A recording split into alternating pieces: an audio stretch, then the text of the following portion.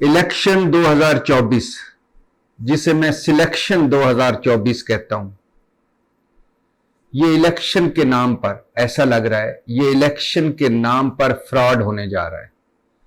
ऐसा लग रहा है कि ये इलेक्शन के नाम पर धोखा होने जा रहा है। ऐसा लग रहा है ये इलेक्शन के नाम पर 2 नंबरी नहीं बल्कि 10 नंबरी होने जा रही है। ऐसा लग रहा है कि दिन दिहाड़े इलेक्शन चोरी करने की कोशिश हो रही है। ये 75 साल तारीख में पहला इलेक्शन होगा जिसमें चोरी और सीनाजोरी सबके सामने हुई और सब ने देखी और हो रही है और सब देख रहे हैं। पिछले 1.5 साल से एक जमात तहरीक इंसाफ के खिलाफ क्रैकडाउन जारी है। तहरीक इंसाफ पर क्रैकडाउन जारी है। तहरीक इंसाफ पर क्रैकडाउन हो रहा है। मैं 9 मई की बात नहीं कर रहा। 9 मई एक स्याह दिन है और 9 मई के मुलजमों और मुजरमों को बिल्कुल नहीं छोड़ना चाहिए। लेकिन ये 9 मई तक महदूद नहीं रही चीजें। ये पूरी तहरीक इंसाफ पर क्रैकडाउन हो रहा है। पूरी तहरीक इंसाफ को खत्म करने की कोशिश की जा रही है। पूरी तहरीक इंसाफ को सियासत से आउट करने की कोशिश की जा रही है। और पिछले 1.5 सालों में ना चादर और चार दीवारी रही है, ना चादर और चार दीवारी का तकद्दुस रहा है, ना इंसानी हकूक रहे हैं। इंसानी हकूक की इतनी पामाली हुई है कि मैंने अपनी जिंदगी में नहीं देखी। बूढ़ी माएं और बुजुर्ग तक महफूज नहीं रहे। बूढ़ी माएं रोती देखी हैं, बुजुर्गों को हथकड़ियां लगते देखा है, बहनें बेटियां रुसवा हुई हैं, आंसू गैस, फेंटियां, तशद्दद, जेलें, हवालाते, पर्चे, मुकदमे, हथकड़ियां, क्या कुछ नहीं हो चुका। और सिर्फ एक जमात के खिलाफ, और वो है तहरीक इंसाफ। बिलाशुबा तहरीक इंसाफ के गलत सियासी फैसले भी उसके लिए मुश्किल का बायस बने, सियासी हमाकतें भी मुश्किल का बायस बनी, फौज से लड़ाई भी मुश्किल का बायस बनी। लेकिन जो कुछ हुआ है ये इससे बहुत ऊपर की बात है। और जो कुछ हुआ है इसमें एक तरफ पूरा पाकिस्तान है और दूसरी तरफ सिर्फ इमरान खान है। तहरीक इंसाफ की ए टीम और बी टीम, ना सिर्फ ए टीम बल्कि बी टीम भी फारिग कर दी गई है। तहरीक इंसाफ की ए गई है और प्रेस कॉन्फ्रेंसें करके तहरीक इंसाफ टूट गई है, तोड़ी जा चुकी है। उम्मीदवार अभी तक पकड़े जा रहे हैं। जो तहरीक इंसाफ के उम्मीदवार हैं इस इलेक्शन के, वो अभी तक पकड़े जा रहे हैं और तजवीज कुनिंदे, तईद कुनिंदे पकड़े गए। 4 दिन रह गए इलेक्शन में, अभी तक तहरीक इंसाफ के उम्मीदवार पकड़े जा रहे हैं। इससे पहले तजवीज कुनिंदे, तईद कुनिंदे पकड़े जा चुके, कागजात नामजदगी छीने जा चुके, कागजात नामजदगी जमा नहीं कराने दिए जा रहे थे और कागजात नामजदगी थोक के हिसाब से मुस्तरद हुए। फिर जाके तहरीक इंसाफ के लोगों ने आगे इलेक्शन ट्रिब्यूनल्स और हाई कोर्ट और सुप्रीम कोर्ट तक जाके अपने कागजात नामजदगी मंजूर करवाए।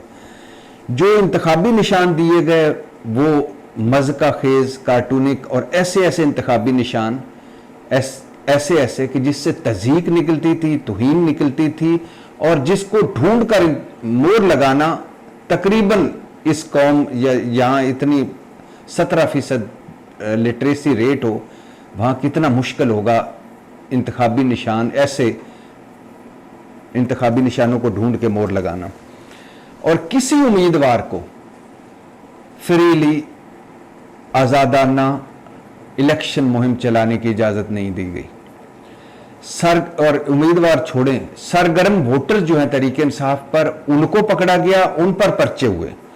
पुलिस और इंतज़ामिया और हुकूमत तीनों नून लीगियों के साथ मिले हुए हैं।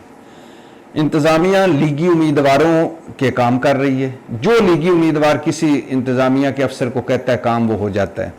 पुलिस लीगी उम्मीदवारों के कहने पर पीटीआई के लोग पकड़ रही है। पुलिस थानों में लीगी उम्मीदवारों के इजलास हो रहे हैं कि अब हिकमत अमली क्या रखनी है, किसको पकड़ना है, किसको नहीं पकड़ना। पोलिंग डे पर धौंस और धांधली की हिकमत अमलियां बन रही हैं। पोलिंग के बाद रिजल्ट तब्दील करने की बातें सुनी जा रही हैं। और इस वक्त जो सूरत हाल है वो ये है कि मुतनाज़ तरीन निगरान हुकूमतें, और ये गैर आइनी निगरान हुकूमतें भी हैं, मुतनाज़ तरीन निगरान हुकूमतें, मुतनाज़ तरीन को तरीके इंसाफ पर होता कोई जुल्म, कोई ज्यादती नजर ही नहीं आ रही। जानबदार इलेक्शन कमीशन और मुतनाज़ फैसलों वाला इलेक्शन कमीशन, मुतनाज़ तरीन ब्यूरोक्रेसी, और इसी ब्यूरोक्रेसी ने इंतखाबात करवाने हैं जो पिछले 2 साल से तरीके इंसाफ को फेंटियां लगा रही है, उठा उठा के जेलों हवालातों में डाल रही है, और घरों और रात की तारीखी में दीवारें फलांग के घरों में दाखिल हो रही है, दिन दिहाड़े पर बेडरूमों में जा रही है, और मुतनाज़ तरीन अदलिया है, और मुतनाज़ तरीन अदलिया के फैसले हैं। तरीके, जैसे बताया, तरीके इंसाफ तोड़ दी गई है, तोड़ी जा चुकी है। इमरान खान जेल में है, बल्ला लिया जा चुका है। जलसा जुलूस रैली छोड़े, कार्नर मीटिंग की भी इजाजत नहीं। मतलब ना कप्तान रहा, ना टीम रही, ना प्लेइंग फील्ड है।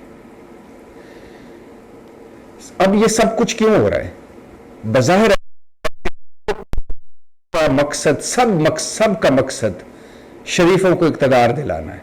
जिस तरह नवाज शरीफ को एक डील और ढील के तहत वापस लाया गया, जिस तरह उनकी रिस्क फ्री और गारंटियों भरी वापसी हुई, जिस तरह हीथ्रो एयरपोर्ट से सऊदी अरब से यूएई से पाकिस्तान, इस्लामाबाद एयरपोर्ट से लाहौर एयरपोर्ट से मीनार पाकिस्तान, जिस तरह एहतसाब अदालत, जिस तरह इस्लामाबाद हाई कोर्ट, और जिस तरह सुप्रीम कोर्ट में ताहियात नाइली खत्म हुई, 75 साल तारीख में इस तरह नहीं हुआ। जिस तरह नवाज शरीफ को रिलीफ मिल रहे हैं, और जिस तरह प्रोटोकॉल मिल रहा है, और जिस तरह नवाज शरीफ के लिए नैब, हुकूमत, इंतजामिया, पुलिस, निजाम इंसाफ सब कुछ सरेंडर कर गया। सबका मकसद है तरीके इंसाफ को किसी काबिल जिक्र साइज में असेंबली में ना पहुंचने देना, और सब कुछ दिन दिहाड़े हुआ है, सब कुछ दिन दिहाड़े हो रहा है, सब कुछ सबके सामने हो रहा है, सब कुछ सबके सामने हुआ है। अदलिया सब कुछ हो चुका है। अब क्या सूरत हाल है? अब आपने क्या करना है? आप गैर नहीं है, जो मैंने बात करनी है आपसे। 4 दिन इलेक्शन में रह गए हैं, 4 दिन इलेक्शन में रह गए हैं। आप गैर अहम नहीं है, आप खामखा नहीं है इस मुल्क में। ये आपका भी मुल्क है। ये 5 या 10% जो ऊपर हैं, जो मुसल्लत हैं हम पे, ये सिर्फ इनका मुल्क नहीं है, ये आपका मुल्क है, ये हमारा मुल्क है, ये हम सब का मुल्क है। आपने क्या करना? अगर आप चाहते हैं कि ये इलेक्शन 2024 जो है ये वाकई इलेक्शन 2024 बने, सिलेक्शन 2024 ना बने, तो आपने 8 फरवरी को निकलना है। आपने वोट डालना है 8 फरवरी को। ये नहीं सोचना आपने, ये वोट डाल भी दिया तो क्या कि मैंने वोट डाल के क्या करना है? जो कुछ होना है वो तो पहले ही तय हो चुका है। ये मत सोचें कि आप कुछ नहीं कर सकते, ये मत सोचें कि आप कोई तब्दीली नहीं ला सकते, ये मत सोचें कि आपका वोट गैर अहम है, ये मत सोचें कि आपके वोट की कोई अहमियत नहीं, ये मत सोचें कि आपका वोट किसी काबिल नहीं। याद रखें, आपसे सिर्फ आपका हिसाब लिया जाएगा, मुझसे नवाज शरीफ का हिसाब नहीं लिया जाएगा, आपसे जरदारी साहब का हिसाब नहीं लिया जाएगा। आपके पास सबसे बड़ी ताकत है आपका वोट, और ये वाकई बहुत बड़ी ताकत है। आप वोट डाल दें, आप अपने मर्जी के उम्मीदवार पे मोहर लगा दें, आप अपनी मर्जी के इंतखाबी निशान पे ठप्पा मार दें, उसके बाद आपकी जिम्मेदारी खत्म। इस मुल्क को जो लाखों लोगों की कुर्बानियों से बना है, ये किसी एक पार्टी, किसी एक खानदान की जागीर नहीं है, ये किसी एक खानदान की मलकियत नहीं है, ये किसी एक खानदान के लिए चरागाह नहीं है, और हम कोई कीड़े मकोड़े नहीं हैं। अगर आप गौर करें तो हमारी भी इज्जत है, हमारी भी गैरत है। जो इस वक्त सोई हुई है, अगर आप गौर करें तो हम इंसान हैं, गो कि हम जानवरों जैसा बिहेव कर रहे हैं। उठें, जागें और 8 फरवरी को निकलें। 4 दिन बाकी रह गए हैं। किसी कंफ्यूजन में नहीं आना, किसी बेयकीनी में नहीं आना, कोई डर नहीं रखना, कोई खौफ नहीं। नो डर, नो खौफ, नो बेयकीनी, नो कंफ्यूजन, नो सुस्ती और कायली। का कप हाथ में पकड़ के इनकलाब का मत सोचिएगा। इनकलाब उस वक्त आएगा जब आप खुद को बदलेंगे, जब आप घर से बाहर कदम निकालेंगे, जब आप जाकर लाइन में लगेंगे, जब आप वोट दे के आएंगे। आप जूता लेने जाते हैं, आप कपड़े लेने जाते हैं, आप कोई शैम्पू लेने जाते हैं, आप कोई क्रीम लेने जाते हैं, आप दूध लेने जाते हैं, आप कि ये अच्छा है, ये बुरा है, इसकी गारंटी कितनी है, ये एक्सपायर तो नहीं है, इसका टेस्ट कैसा है, ये खराब तो नहीं है, इसकी वारंटी है। फ्रिज लेने, टीवी लेने आप इतनी बहस करते हैं, और वोट के लिए आप नहीं।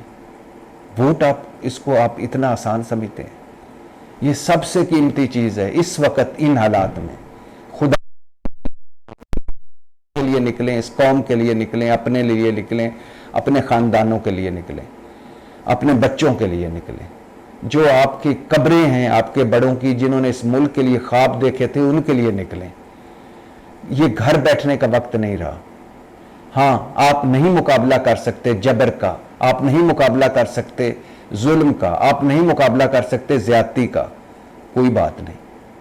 आप ये तो कर सकते हैं कि 8 फरवरी को निकलें और वोट डालें। ये आपकी जिम्मेदारी है, ये आपकी ड्यूटी है, ये वक्त की जरूरत है, ये पाकिस्तान की आवाज है। आपने पाकिस्तान को अगर कुछ देना है तो 8 फरवरी को वोट देना है। वोट दें पाकिस्तान को।